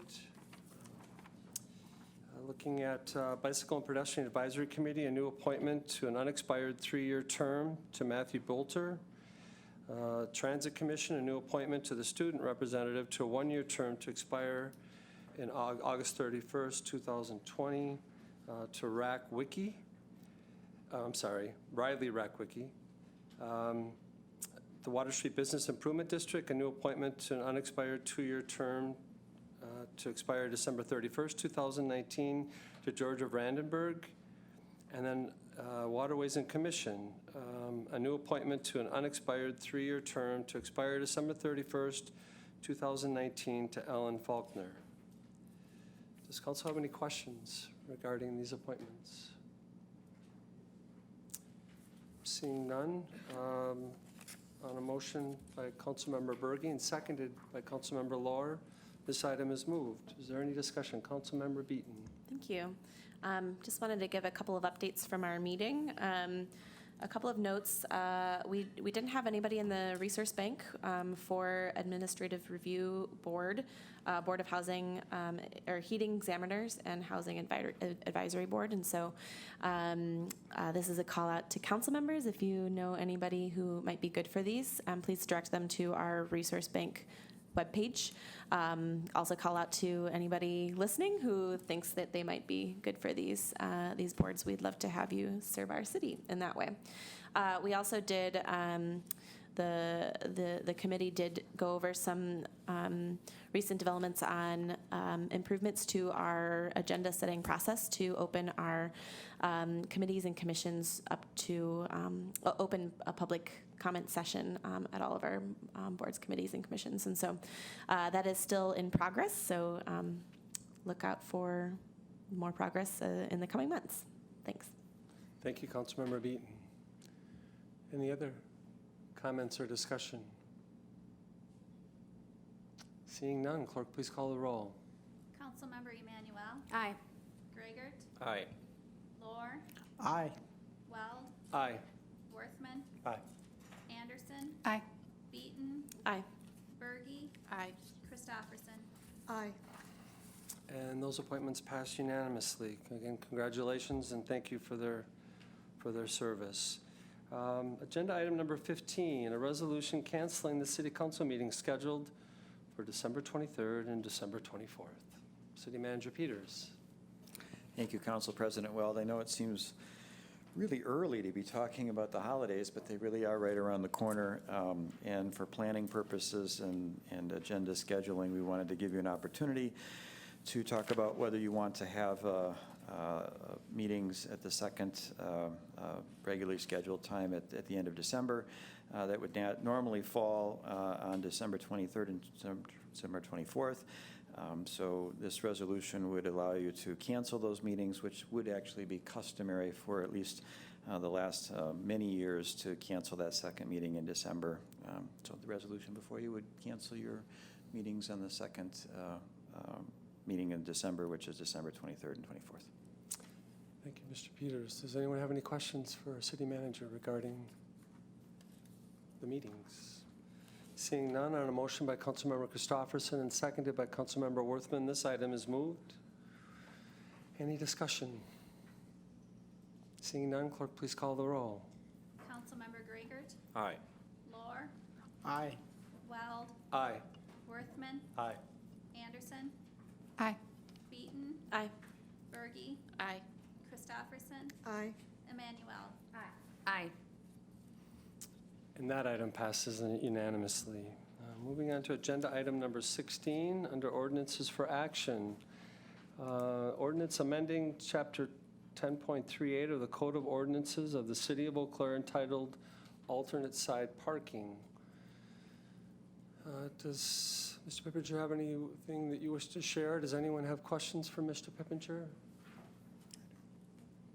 Councilmember Worthman, Mr. Pippinger, would you mind coming up?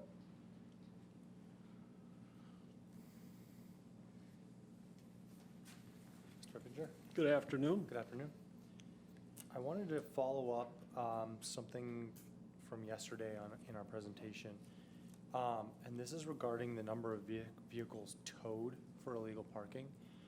I was under the impression that, I'm just trying to look, now I'm realizing we don't have the numbers going back before that 2014 winter, do we? I was trying to assess whether we were doing towing in those days under the old rule as we're doing now. And if you could clarify what your answer was on that. So, sure. I wasn't able to obtain any information from PD on what we had before that, but Okay. yes, we did tow vehicles in the past prior to the change of the ordinance in 2014. Typically, it was related to snow hauling.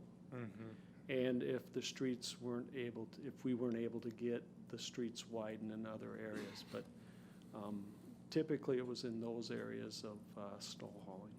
That's helpful. Thank you. Any other questions? Councilmember Berge. Thank you, Council President. I was going to shut off. I was just wondering, sounds like you did a lot of research and talking with the community, which is great. And you talked with 2 neighborhood associations that you mentioned last night.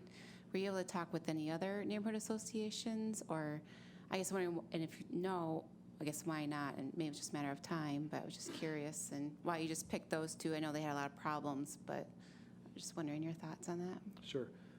No, I didn't really reach out, but I have in the past. I've talked to a lot of neighborhoods, people that had problems during the alternate side parking, and certainly the streets getting narrowed because we weren't able to plow them.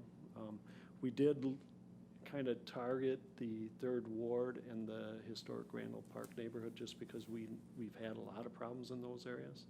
So we wanted to get their feedback and support. Any other questions? I guess that's it. Thank you.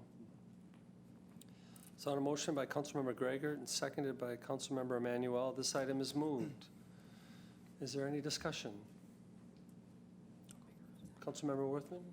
Thank you, Council President. I want to first just thank Mr. Pippinger for the work on this issue and bringing it forward. I think just to set context is the fact that we did have a lot of folks contact us over this last winter. Certainly with the record snow that fell, but not only record snow, it fell essentially all within 6 weeks, creating a tremendous amount of problems for people in terms of accessibility to their homes, in terms of cars being able to drive the streets, and so on. So, you know, I think this is kind of coming out of that. I think my biggest concern this evening is that we changed the law only 5 years ago for a reason. And that reason was because we were getting so many people contacting us about what they saw as unnecessary ticketing. Just to put that into context, the last time that this law was in place, the alternate side parking, we had roughly 8,000 tickets handed out. It's $240,000 of tickets that were collected in one winter alone. And that last year that it was in place was even more than our record year in terms of the amount of ticketing. And I did some other numbers here that was essentially on par with some of the other years. In 2012 and 2013, it was a similar high number, even higher than our record year last year. And then the following year, it was a little lower. But I think the concern was that people felt, if there's no snow on the ground, why am I getting a ticket? And that could happen in December, it could happen in April, it could happen in November. And so we received those complaints. City Council at the time, on a 7-2 vote, decided to change to what many cities are doing, including the big cities around us, which is a snow emergency parking. Now, clearly it didn't work very well in the end of last year. I think that's clear to most folks. I'm reluctant, though, I think from the standpoint of wanting to change the law at this point, mostly from the fact that I don't feel like the ticketing is a very fair system. I think that there's an argument to be made that our roads could be cleaner and kept clear of snow under, going back, but I am concerned about the amount of tickets that are handed out, and I'm concerned that they're often handed out in areas of our neighborhood that are older areas of our neighborhood and where people oftentimes have a lower income and cannot necessarily afford a $30 ticket. I pointed out that oftentimes For a student or for many people in our community, $30 could be their grocery bill for that week. And to me, that seems much too heavy-handed for what we're trying to do, which is make sure our streets are clear. So I'm planning to vote no this evening, more from the side of the fairness around ticketing, and my intention is, in coming weeks, to actually bring forward an amendment that would look at the fine and forfeiture piece of this, and how can we look at an alternative? Maybe we even consider lowering it from $30 to $20 or $25, or doing some of those things. So I'm voting no at this point, with all due respect to my fellow council members who I'm assuming will probably support this evening, and also the fantastic work of our Mr. Pippinger and the police and fire and all the departments that have worked on this. I look forward to working with our city manager on trying to bring forward something that could be a little more fair in terms of the tickets that are being handed out for this. But my hope is, if we pass this evening, then in fact it has the intended effect of being able to keep our streets cleaner, safer, but hopefully doesn't burden people and isn't unfair in the way that we hand out our tickets. So, thank you. Thank you, Councilmember Worthman. Any other discussion or comments? Councilmember Anderson, I'm sorry. Councilmember Anderson. Thank you, Council President Wild. I agree, this is a challenging vote. On the one hand, it's extremely important that we have clear streets, and I very much support the efforts of city staff to figure out the best way to do that. On the other hand, I do have some hesitation, because I think people also want to feel that they live in a fair city where they're not running the risk of getting ticketed when there isn't snow on the ground. So this is a challenging vote for me, and I look forward to the rest of our conversation. Thank you, Councilmember Anderson. Councilmember Beaton. Thank you. I want to sympathize with the comments that Councilmember Worthman had mentioned. I think, recently being a student and living on a lower income and receiving a ticket during the winter ticket months is a challenge, and it did cut into my grocery money for that month. And I'm interested to hear about some ideas about alternatives to ticketing, or potentially a lower ticket. But that said, for me, this is about safety. I will be supporting this change in ordinance because I live in a neighborhood that had clogged streets for an entire month. There were, on a daily basis, I could barely get to my own home with my car, and on multiple occasions had to back out and take another route through my neighborhood, let alone imagining, an emergency situation happening. And for me, that was a real fear, and I know that a lot of our constituents share that fear, especially in those older neighborhoods where folks of many different income levels are living, students and renters and homeowners alike. And so I think I will be supporting this, because I think that we can't rely on last winter being an anomaly, that we already are seeing that unprecedented weather events are becoming not unprecedented anymore, and as climate change continues to affect our communities, we have to make decisions like this to keep our communities safe. So I'll be supporting, and I want to thank Mr. Pippinger and the city staff for preparing this. Thank you. Thank you, Councilmember Beaton. Councilmember Berge. Thank you, Council President. So I just, I reached out to the neighborhood associations, the 5 on the north side, and then I also on social media kind of put a call for feedback. So I just wanted to share what I heard. The council might be interested. I did get about 4 people or so that were opposed to the change. They want to keep it as is. And they cited reasons basically about they didn't, like as Councilmember Worthman said, getting tickets when there was no snow. That was a concern from them, not being able to park, kind of convenience factors where they would want to. Also, one woman brought up just the safety aspect of having to walk further at night. That's what I asked about last night, because it might be hard to find a spot. So those are kind of the concerns for voting against this ordinance. However, I did get close to 20 people saying that they were in favor of this ordinance, and they cited reasons for basically public safety. They thought they prioritized that over the convenience of where to park.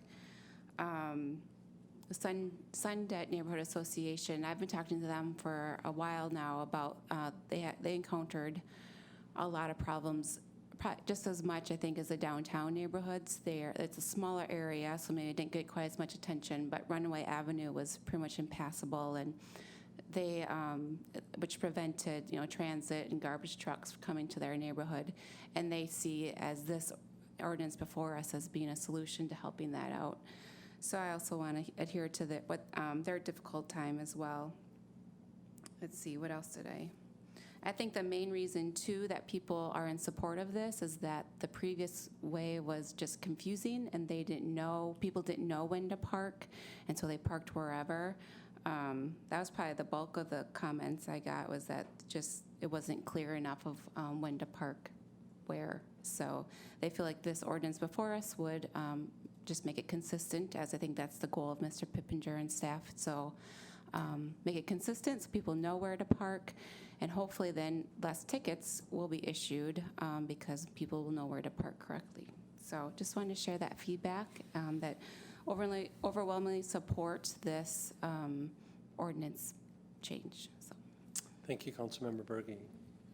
Any other discussion? Councilmember Christopherson. Thank you, President Weld. I'm going to support this change, mostly for the safety that was documented, the lack of emergency services to residences. But I'm also interested in Mr. Worthman's conversation about persons that find themselves disadvantaged by fines. I'm of the old school where I think that warnings, as Ms. Beaton pointed out, or tickets do really bring home the importance of behaviors that don't get tickets. But on the other hand, there may be things that we could change if people are getting tickets because they don't have a place to move their car, if they have other situations of disadvantage that we can affect, then I think that conversation is one to have. But I will be supporting this because of its clarity and the improvement of safety for our community. Thank you, Councilmember Christopherson. Any other discussion? Councilmember Gregor. Yeah, thank you, President Weld. I can support this. The Third Ward Neighborhood Association was one of those associations approached during the annual meeting, and there were about 70 people at that meeting, and virtually every one of them said, we need to move back to more consistency and make it easier and more efficient for the city to clear the streets more widely. I do, certainly want to respond to the fact that we have been issuing a lot of tickets for this, or we did historically back when we had this calendar parking. So I do think, it would be interesting if we could find ways to use warnings more often when truly there is no accessibility issue or need for clearing of leaves or clearing of snow or clearing of sand and other debris from the street, or need to necessarily go back and widen the street. But I think there are a lot of instances when we do need to have people parking appropriately, whether there's snow or not, because as Mr. Pippinger mentioned, there's a lot of work that needs to be done on clearing leaves and sand, and then sometimes there's a lot of cleanup work that needs to be done, or we need to go through and widen out the streets, and so we do need to be very cognizant of how efficient our community services department needs to be, and making sure that they're not overworked. So I think just being a little bit more on the education side with those warnings at certain times might be the way to go, and, but also open to other ideas, so. Thank you, Councilmember Gregor. Councilmember Emmanuel. Thank you, Council President. I'll be supporting this as well tonight, and this is for a few reasons. One, like many folks probably here around this table and in our community, in my kitchen table, we do talk about city policies, and we certainly talk about the common sense of the change that was implemented a couple years ago, where it just seems like it's a good idea to not make people move cars. If there's no reason to move cars, it just makes sense. And then what overrides common sense is human nature. And that's where I think the challenge is here in this situation, is that it's really hard to remember to do something if we're not in a habit of doing that. And then layered on top of that, as I had a conversation today, is human nature and then Mother Nature, another element that's hard to perhaps reconcile at the same time. And so I think this makes sense to do this. The second reason I think this is important is because I see this as a workplace safety issue for the city employees who are out either trying to move the snow or to respond to our citizens and community members with a very rutted street makes it very difficult. And so not only for their workers, but also thinking about their families of, okay, I gotta go drive for my 18th hour out, hopefully not too many more hours in a row beyond 18, but just so that the family members know that it's a better working condition for the employees, I think would be nothing short of respectful for those who are doing the labor. Thank you, Councilmember Emmanuel. Councilmember Lohr.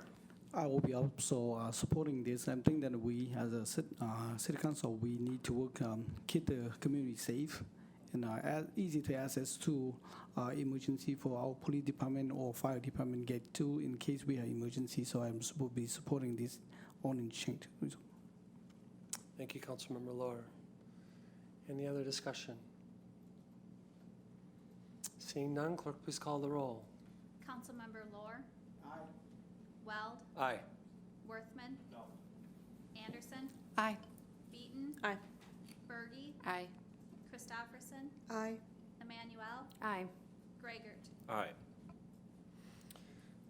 And that item passes 8-1. Agenda item number 17, an ordinance amending Table 9 of the Code of Ordinances of the City of Eau Claire entitled Parking During Specified Hours. Does staff have any additional questions for Mr. Solberg or staff? I'm sorry, does council have any questions for Mr. Solberg or staff? Seeing none, on a motion by Councilmember Beaton and seconded by Councilmember Anderson, this item is moved. Is there any discussion? Seeing none, clerk, please call the roll. Councilmember Weld? Aye. Worthman? Aye. Anderson? Aye. Beaton? Aye. Berge? Aye. Christopherson? Aye. Emmanuel? Aye. Gregert? Aye. Lohr? And that item passes unanimously. Agenda item number 18, an ordinance rezoning a property located on the east side of Jeffers Road, north of Jeffers Ridge, and south of Daisy Lane from R1A to R2P, and to adopt the general development plan for twin home development. Does council have any questions for Mr. Allen? Seeing none? I'm sorry, Councilmember Gregor. Mr. Allen, do you mind coming All up? right. Yeah, might be for Mr. Solberg, too. I don't know if he's still here. Oh, yes, he's not. Is- Yeah, thank you, Go ahead. President Weld. Mr. Allen, I had a, Mr. Solberg might know more about this, but the, I understand that Jeffers Road is going to be reconstructed within the next year. I'm not sure if you could describe what that's going to entail, but my understanding is that there'll be shoulders on the road, and then and potentially a bike trail and sidewalks as well. And it looks like Mr. Solberg is here too. All right, yes, I may defer to him. Looking through the Plan Commission staff reports, we did not provide any additional information On Jeffers Road itself, I don't know if Mr. Solberg can respond to that. It'll be done in 2021. It'll start at the North Crossing and it'll go up to County Line Road. When it's done, it'll be similar to Melby Street and Short Street. So it'll have curb and gutter, trail on one side, sidewalk on the other, probably on street bike lanes and no parking is what we're anticipating, so. Okay, thank you. So 2021 for reconstruction, so, yeah, I guess I just thought that was important context for council. Thank you. Any other questions for staff while Mr. Allen is up here? Seeing none? Thank you. On a motion by Councilmember Berge and seconded by Councilmember Laura, this item is moved. Is there any discussion? Councilmember Christopherson. Thank you, President Weld. I just wanted to share a neighbor presentation in front of the Plan Commission about the importance of residences. And for those who are viewing this meeting, these are twin homes which are actually owned residences and not duplexes. And in today's residential market, I think it's really important for us to recognize that these are the homes that allow individuals to build equity and to move up into some of the more expensive homes that we have available in Eau Claire. And I think it's also important for the council to recognize that this is really the same area that had so many neighbors that were against an increase in density in that development. But they are really looking at this being a way of being residential and a nice transition to the multifamily that is closer to the North Crossing. So I wanted that context around this particular rezoning for this area. Thank you. Thank you, Councilmember Christopherson. Any other discussion? Councilmember Gregor. Yeah, thank you, President Weld. Yeah, I certainly will be supporting this. At Plan Commission, we did discuss a bit about some of the challenges with transportation, this being a pretty rural cross-section style road that is not in very good condition. So I appreciate the fact that it'll be reconstructed in 2021, and with a trail and with shoulders, or at least, or potentially bike lanes as well, because I think it is a safety issue for drivers, pedestrians, bicyclists. And then really we have to think about, the implication for potentially bringing transit to this area too. So it really, it's starting to stretch our resources as a city to develop in areas like this, but it is, I think, an appropriate style of housing. As Councilmember Christopherson mentioned, it's kind of a transition between some of the multifamily, higher density to the south, to more single-family homes on the north. So I'll be supporting it. Thank you, Councilmember Gregor. Any other discussion? Seeing none, clerk, please call the roll. Councilmember Worthman. Aye. Anderson. Aye. Beaton. Aye. Berge. Aye. Christopherson. Aye. Emmanuel. Aye. Gregert. Aye. Lohr. Weld. Aye. And that item passes unanimously. Moving on to agenda item 19, an ordinance rezoning a property located at 3141 North Hastings Way and 3130 Fern Court from R1 to R2. Does anyone have any questions for Mr. Allen? I don't see any. On a motion by Councilmember Christopherson and seconded by Councilmember Worthman, this item is moved. Is there any discussion? Seeing none, clerk, please call the roll. Councilmember Anderson. Aye. Beaton. Aye. Berge. Aye. Christopherson. Aye. Emmanuel. Aye. Gregert. Aye. Lohr. Weld. Aye. Worthman. And that item is passed unanimously. Agenda item number 20. an ordinance rezoning a property located west of Kane Road, south of Highway 312 and 12 from R2P to R3P, and to adopt the general development plan for multifamily development for the apartment buildings. Plan Commission postponed this action, therefore is required that consideration be postponed until Plan Commission's consideration. I will, So moved. we have a motion to, well, I guess we have to move the item first. We have to move the item first, Mr. Nick? Don't have to. You can postpone right away. Especially in this instance, statutorily, you have to postpone. You got to give Plan Commission at least 30 days to review and recommend. So I think the motion to postpone is in order by Councilmember Emanuel. So we have a motion to postpone by Councilmember Emanuel and seconded by Councilmember Beaton. Do we want to put a timeline on that? I think it states upon recommendation from Plan Commission, or?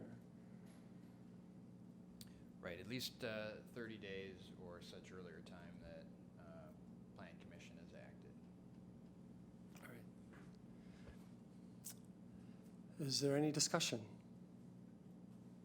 Seeing none, clerk, please call the roll. Councilmember Beaton. Aye. Bergy. Aye. Christopherson. Aye. Emmanuel. Aye. Greigert. Aye. Lohr. Aye. Weld. Aye. Worthman. Aye. Anderson. Aye. And that postponement passes. We have one ordinance for introduction. An ordinance rezoning a property located west end of Lorch Avenue, south of Interstate 94, from TR1A to C3P and R3P, and to adopt the general development plan for commercial development and multifamily development for apartment buildings. Does council wish to suspend the rules and take up this ordinance? Seeing none, that brings us to announcements. And before I pass the microphone to City Manager Peters, I would just like to, I had the opportunity last week to attend city staff's presentation of recognizing and awarding those that have had continued years of service, starting at 20 years, I believe, 25 years, 30 years, and 35 years, and so on. And so I enjoyed that opportunity to be there, and also watched as City Manager Peters was recognized for his 30 years of service to the city of Eau Claire. So I just want to say thank you and congratulations, and I'd like to say we wish you could be here for 30 more, but I don't know if that's possible.